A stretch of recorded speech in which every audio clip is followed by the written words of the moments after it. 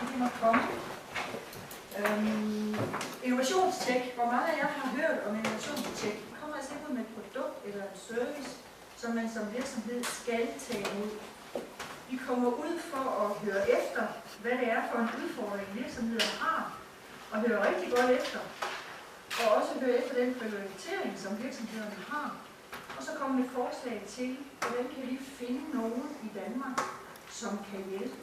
Ja, jeg har jo topkort, og jeg vil starte med lige ganske kort lige at fortælle, hvad vi laver.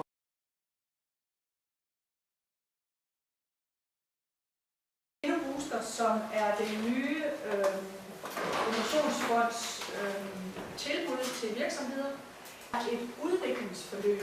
Vi er gået fra at have projekter i virksomheder til at sige, at vi giver nu støtte til at få et udviklingsforløb igennem. Og det betyder, det er så det, som Michael også sagde tidligere i dag, at nogle gange så handler det om nogle bestemte ord. Så hvis nogen skriver projekt i deres ansøgning til InnoBooster, så kan du bare sige, at det ikke er en god idé.